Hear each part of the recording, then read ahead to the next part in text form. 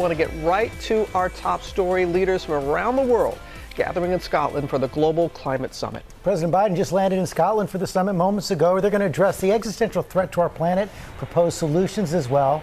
Some are calling it the last best hope to tackle the crisis. And we are all over the world. Full team coverage this morning, kicking off an ABC News event that will take you live from that global summit to the Amazon rainforest, to India, even Ginger doing some climbing. She's atop a wind farm right here in the U.S., hundreds of feet in the air. But first, World News Tonight anchor David Muir is going to start us off. He's there live in Scotland for us. Good morning, David. Good morning, Robin, George, TJ. Great to be with you this morning. And as you mentioned, the stakes could not be higher here. This crucial UN climate summit already underway. President Biden among the world leaders gathering here shortly. You just showed Air Force One touching down, nearly 200 countries, and all, of course, here with one purpose: to slow down what we're already seeing with global warming. And President Biden, of course, faces the task of signaling to the world now that the U.S. will be at the forefront of this fight after the U.S. pulled out of the Paris climate deal several years back. And some stark words here at the start of this summit, the head of the UN Climate Office declaring government leaders face two choices here in Glasgow. She said they can sharply cut greenhouse gas emissions and help countries survive what's becoming a hotter, a harsher world, or we accept that humanity faces a bleak future on this planet.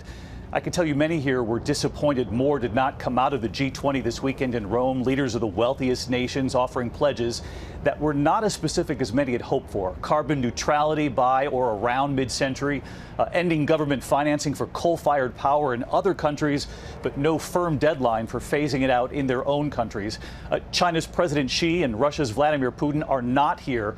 President Biden overnight calling it disappointing, saying they basically didn't show up with any commitments.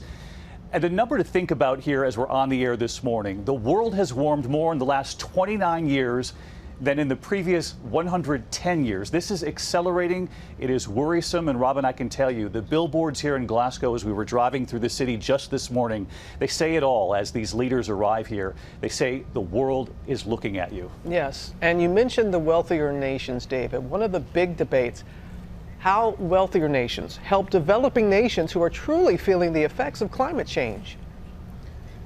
You know, that's a really good question, Robin. It's a question that they've had for years, and they're going to tackle it again at this summit. You're absolutely right. That remains a huge part of this debate. How will the developed nations, the wealthiest of nations, help so many of the smaller nations? In so many cases, they contribute so little to global warming, and yet they are the ones paying the biggest price. In our next half hour, I'm going to be taking you to southern Madagascar, where more than 1 million people are in desperate need of food right now, where the children need the world's help right now, Robin. And as you know, we're just back, the first American network to get access to that country, to fly into the South. And more than just heartbreaking, Robin, it really signals to everyone around the world that global warming isn't something we worry about a couple of years, a decade from now. It is here.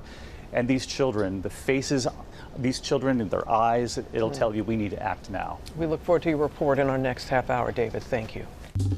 Well, hey there, GMA fans. Robin Roberts here. Thanks for checking out our YouTube channel. Lots of great stuff here. So go on, click the subscribe button right over here to get more of awesome videos and content from GMA every day, anytime. We thank you for watching, and we'll see you in the morning on GMA.